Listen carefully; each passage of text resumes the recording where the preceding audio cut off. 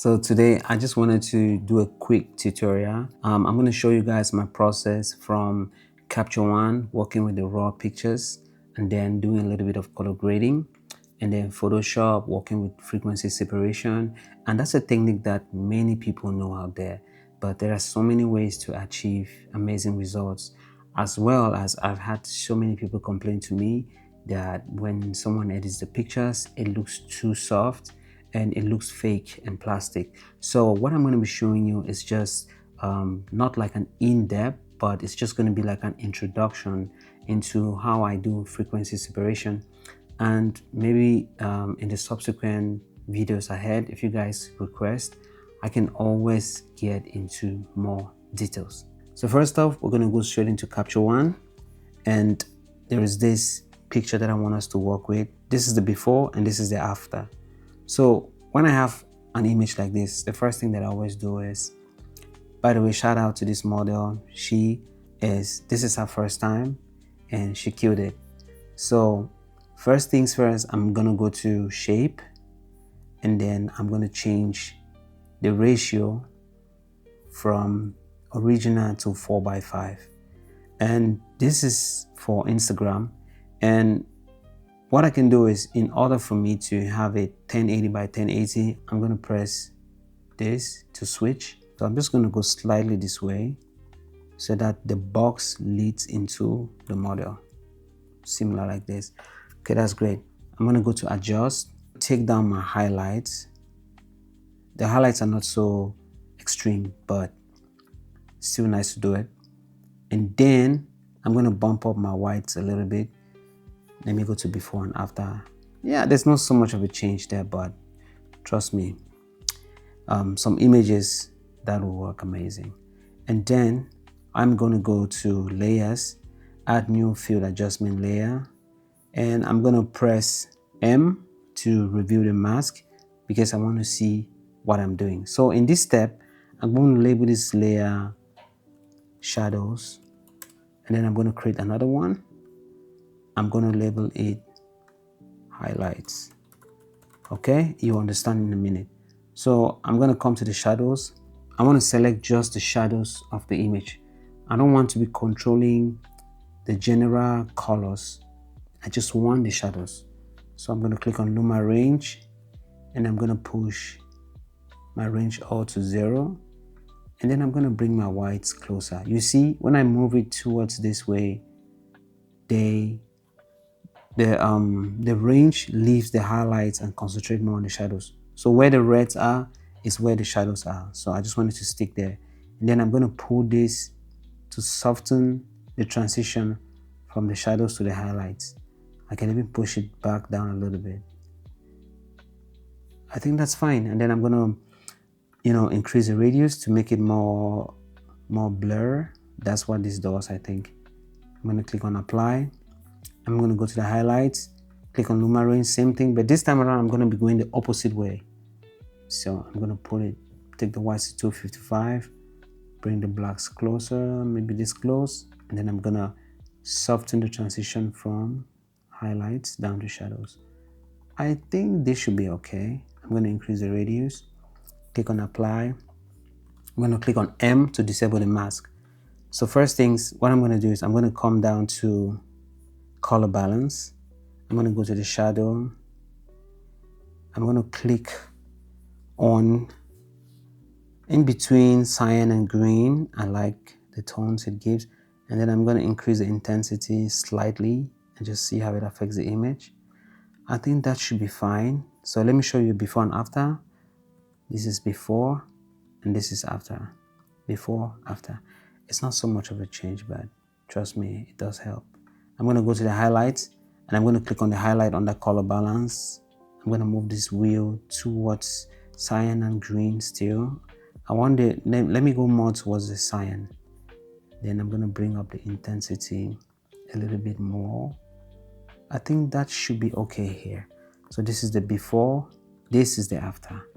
Such a very small change, but it really helps, brings out the image. I'm just going to go to the image layer. I want to crush the blacks in the shadows. I don't want the contrast to be too, how do you say, digital. You know, I want it to look almost like it was taken with film. But this is not like an extreme example of it, just very, very subtle. So I'm going to go to my curves, go to Loomer. I'm going to click on this menu, open the 5-point our channels. Then I'm going to come right down in the middle here. I'm going to click, make a point, come to the end, and just lift the blacks slightly a little bit. I think that should be fine. So now at least this is the before and after. You can see that the image is already looking much better than the way we took it. So like I said, I don't want to spend so much time here. There are so many things you could do. You could actually go in, zoom in, and correct the skin tones, but I'm going to do that in Photoshop. Let's leave this for another video for another time. Let us take this picture to Photoshop. I'm going to take edit with Photoshop 2025. Doesn't matter the version you have. I'm just going to leave it on 16-bit. Now I'm going to stick to 8-bit because I already color graded it. And if maybe you have a slower laptop, 8-bit is fine, you know, because if you go to 16-bit, it's going to slow things down. And I'm going to change the ICC profile to sRGB color space because that's what most screens now display on. And every other thing is fine. I'm just going to click on edit variants and I'm going to let it load Photoshop. So perfect. So I'm going to go ahead and close my Capture One. I'll be using my Wacom tablet. So this thing is, I think I got it like 300 dirhams. It's, you know, it's inexpensive and it's good to have. You could still use your mouse pad, your keyboard. You could use your mouse. I have a mouse, but I want something that is faster and some kind of precision as well. So what I'm going to do is I'm going to press Z, hold it down, and then just click and drag to come closer to the details that I want to work on. So my Photoshop looks very different because the window, I changed how I wanted the windows to be. So you can customize the windows to however you want it. So this is mine, straight to the point. And for the sake of this tutorial, since I don't want it to be lengthy, I'm going to use actions because I can always put it in the link, which I will, so that you can just download it and follow suit with what I'm doing. So I'm going to click on FS low median. That's the action that I'm going to be using to create the frequency separation layer.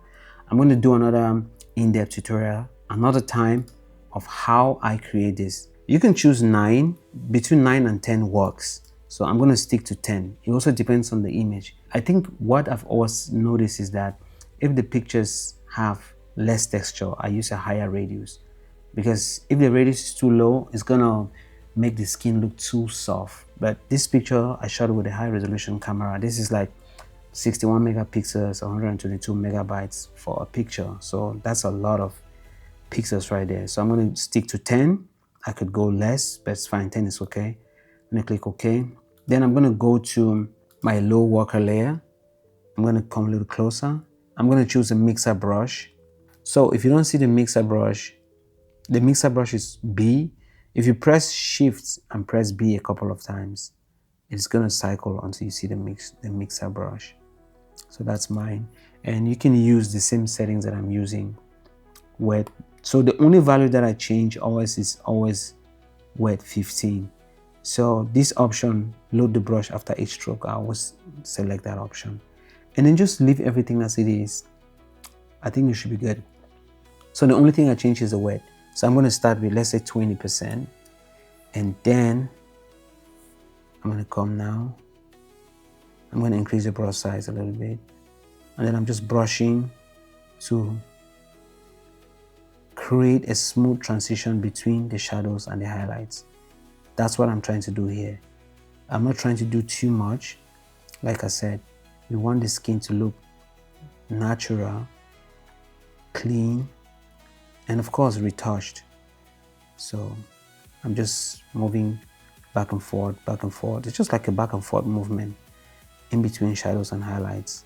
And sometimes you have to do it over and over until you're satisfied with the results. And when I come to places like around the lips, I like to zoom in a little bit more, reduce the brush size. And then I just brush, you know. And trust me, this thing takes so much time. So I'm going to show you before and after. Before, after. You know, you can see how it is. Very, very subtle. You don't, I didn't go crazy.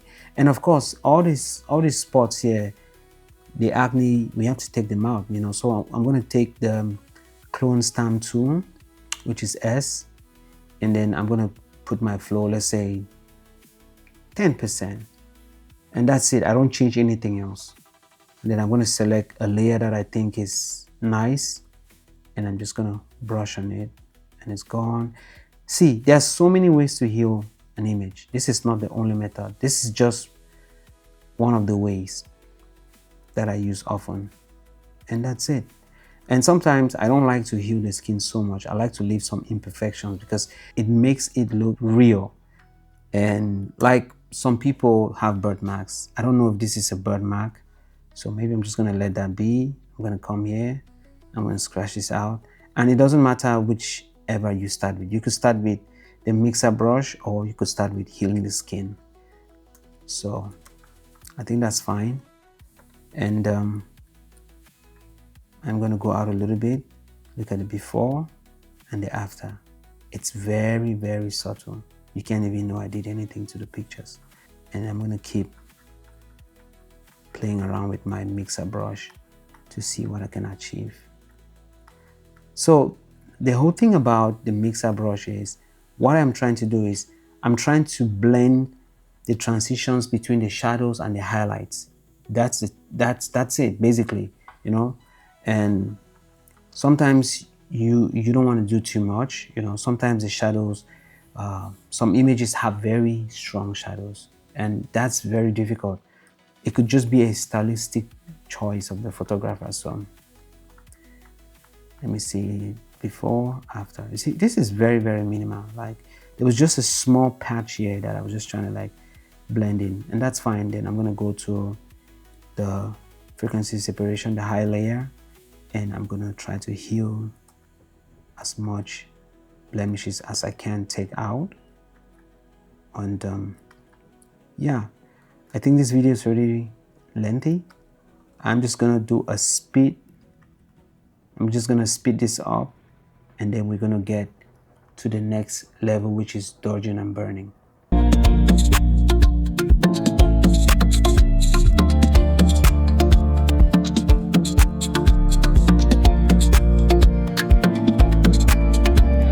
So one more thing, as I walk through the images, through the picture, I don't want to edit every inch of this picture, because at the end of the day, like I said, I don't want it to look too fake, you know. Of course, you're gonna see it and know that it was edited, but it shouldn't be screaming editing, you know. That's something that I remembered. I took a picture of this couple, and the way I edited the picture of the lady, and then some guy saw the picture and they commented. And in fact, the guy actually wrote to me and said, "Wow, I saw the pictures you just did, and you know, I can see that you really heavily edited her nose. It looks nice, but it was screaming editing all over the place, you know." And some people always like, when you edit their pictures, they want it to be heavily edited. I've had clients who come to me and say, "I want it to be very, very heavily edited." I say, "Why?" They say, "Because I like it." And I'm like, "Okay, if you like it, no problem."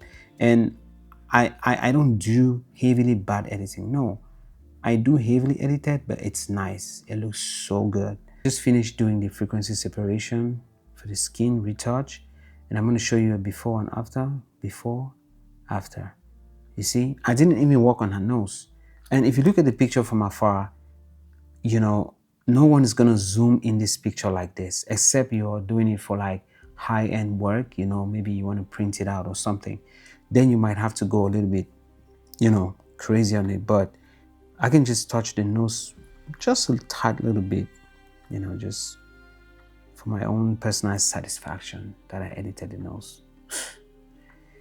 Some people are very, very picky, trust me. Some people are very picky, but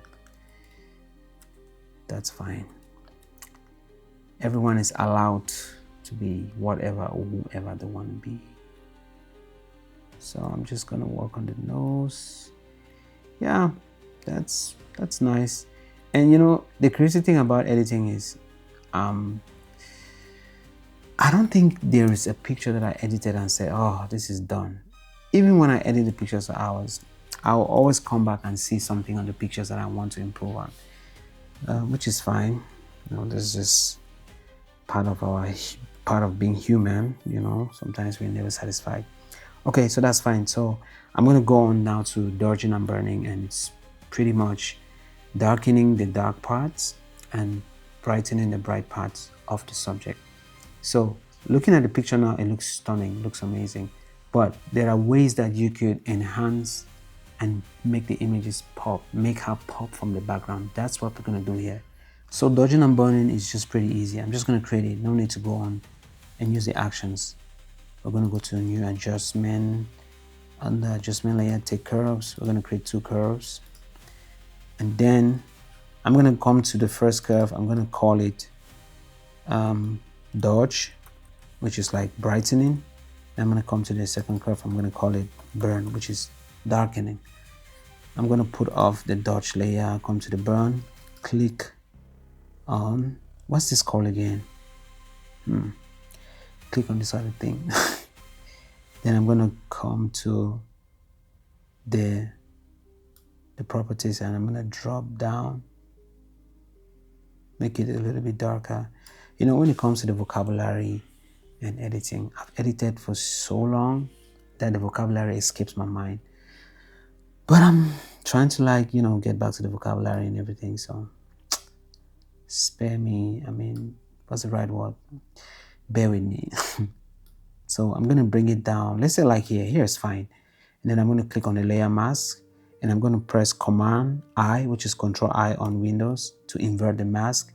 And there is another way that you can still do it. I think it's right here. I'm not so sure, but Command I, Control I does it. Like I said, there's a lot that I still need to refresh my mind with. So I'm just going to take up the layer a little bit to make it a little bit bright. I'm going to click on the layer mask, Command I, Control I, invert it. And I'm going to bring both of them in a folder. I'm going to call it D and B, which means dodge and burn. And now we're going to come to the burn layer. I'm going to zoom in to the picture. And what I always like to do is I like to put off the frequency separation layer. Why? Because sometimes when you do frequency separation, you mistakenly take away the natural light and shadows of the image. So I'm going to put off the frequency separation layer. And then I'm going to go to the mask. You edit from the mask. I'm going to choose a brush tool, reduce the size. I'm going to keep the flow. I'm going to keep the flow at, let's say, 3%. Then I'm going to zoom in a little bit tight. And I'm going to start from around the nose area. Doesn't matter where you start. And then I make sure that here we have white, which reveals what was here, which was hidden. So white reveals and black hides, it conceals. So we're going to go. You can change this by pressing, I think, X on the keyboard, and you can just swap. So I'm going to just burn a little bit, just a little bit, and make sure that your brush is the hardness is down to 0. Sorry about that. So leave it at 0.